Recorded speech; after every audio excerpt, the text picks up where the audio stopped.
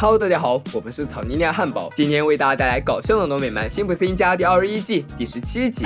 风雨交加，电闪雷鸣的夜晚，3名警卫走进春田镇监狱。他们此时前来并不是为了巡视犯人，而是为了带走秃头。虽然秃头平常压榨员工，为非作歹，无恶不作，但如果他做了不下1万件的坏事，那他就有10001种遮掩过去的法子。这样一只做事滴水不漏的老狐狸，为什么会出现他最不可能出现的地点呢？现在让我们把时间都交给他，由他亲口讲述事情的前因后果。那是一次再平常不过的评选活动，像往常一样，月度员工是一个已经死去的人。毫无疑问，活着的人一定会索要奖金，但这只是一个开胃小菜，接下来才是重头戏。核电厂即将举办首个国庆餐会，下面辛巴不要太兴奋，这是为秃头准备的，你们只是负责表演和当奴隶。虽然不知道国庆这样举国欢庆的日子秃头有什么权利享受这一切，但所有的事情确实都按照他的要求有条不紊地进行着，吃喝玩乐每一秒都给他照顾得服服帖帖，连他家的狗都必须享受国旗加身的待遇。更过分的是，他不允许有员工提前回家陪自己的家人，哪怕他们明天一早就要参加国旗游行。道理我都懂，可是关我什么事儿？这些人必须要表演完为他准备歌剧才能走，这可能就是有钱真的可以为所欲为吧。在没有任何排练情况下，歌剧能够这样顺利的演出已经非常不容易了。然而台下观众却不这么想，这为他表演的歌剧无聊让他直看表。对秃头来说，能坐在这里看歌剧好像就已经很给他们面子了，连鼓掌都是额外给予的慷慨施舍。没有人天生就喜欢被压榨，特别是遇到秃头这样不知道感恩的老板，有时候闹事往往就差一个带头的。辛巴自然就承担起了这一重要角色，他带头打开秃头酒窖门，然后兰尼和卡尔就先后走了进去，然后看着墙壁上挂着已经变成骷髅的非法入侵者，3个人也只是稍作停留，然后就继续向美酒进发。不知道喝什么，那就喝最贵的；不知道喝多少，那就喝最大瓶的。所谓酒壮怂人胆，喝醉了哪管你还是老板，我是员工。3人就开始大肆破坏秃头家，文物什么的都是听个响，什么世界名画那都是他们玩游戏的道具。警察来的时候看到的就是这样一幅景象，正当这些警官把手枪对准地上3个醉鬼，一个警察的眼神不小心瞟到墙上挂着一幅画，瞧瞧这是什么？不是前些年被盗那幅名画吗？于是他们的目标从地上人转移到了秃头身上。你听我狡辩，不，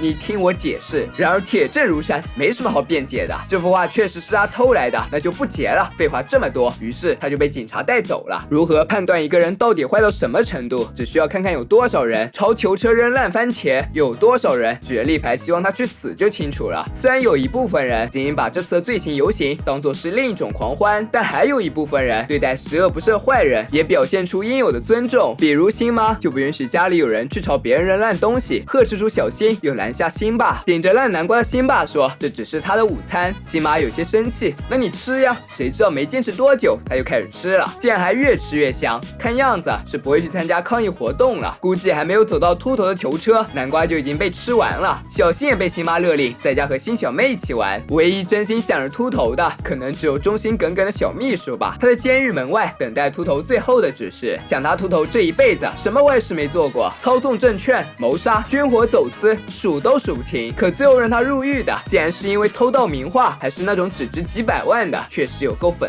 刺的。不过木已成舟，现在只能把核电厂交给眼前这个人了。为了渲染秘书悲伤的心情，天空还下起了雪，冻掉了他的鼻子。进入了监狱之后，秃头并没有安心接受改造，反而用钱买到了足以让监狱长名声扫地的线报。虽然最关键词他没有看懂，不过这个线报的确属实。在经过了一段非人的检查之后，秃头终于来到属于他的房间。可惜他很讨厌他的新室友，那些检查他可以不吭一声，室友却令他难以忍受。他大声的呼叫，以求得警卫的注意。回到核电厂的秘书收拾好了自己的东西，搬到了秃头曾经的办公室。他此前一直想做一个深受员工爱戴的老板，现在他的机会来了。新官上任3把火，首先新老板就为大家送上各种福利保障，并且还给了员工自由发表意见的机会，扬言快乐才是第一生产力。此时的秃头也迎来了狱中新生活，现在他正面临着重要的抉择，到底加入哪一个帮会？正当他考虑加入青龙会还是霹雳堂，一个高大男人大喝一声：“这人是我看上的！”然后就把秃头扛走了。秘书所希望的亲善友好似乎起到了作用，辛巴3人很感谢秘书对他们的照顾，都知道了秘书就是真的很好说话，并不是像秃头一样总是憋着坏。以前被秃头压榨，简直一点假期都没有，傻瓜才不会趁此机会多请几天假呢。毫无悬念，秘书同意了他们的请求，他们都夸赞他是无与伦比的好人。就在此时，秘书有个电话打了过来，还好有这样的机会，他才能够听到这些当面面夸他的人，在背后是怎样嘲笑他是个蠢蛋。现在他终于明白当时秃头的心情了，那种当面一套背后一套的人根本不配得到他敞开心扉的对待。于是第二天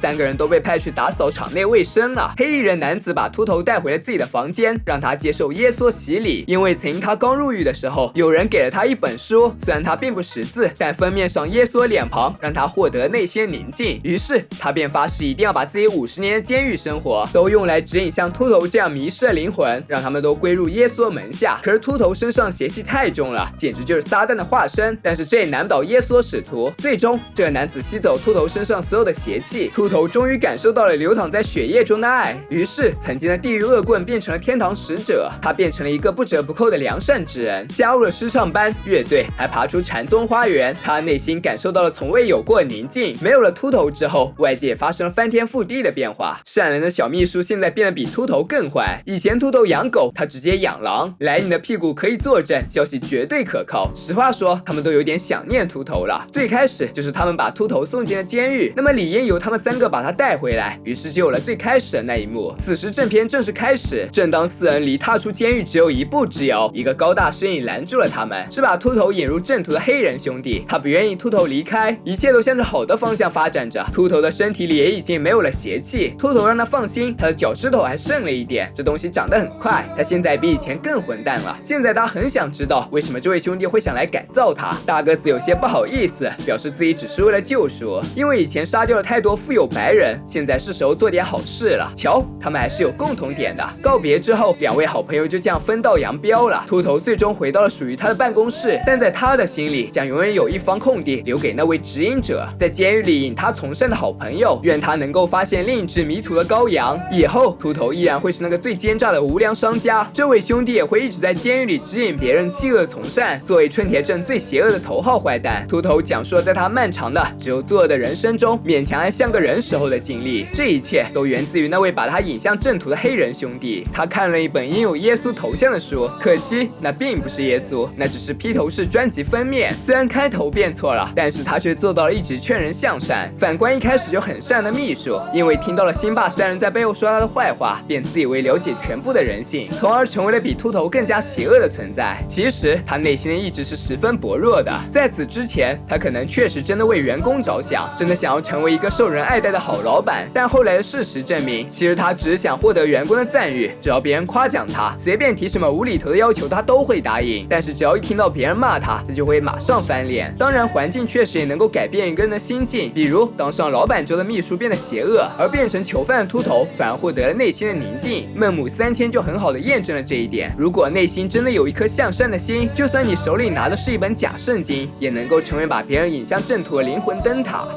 本期视频就到这里了，喜欢的小伙伴别忘点赞、评论、加关注，咱们下次见，拜拜。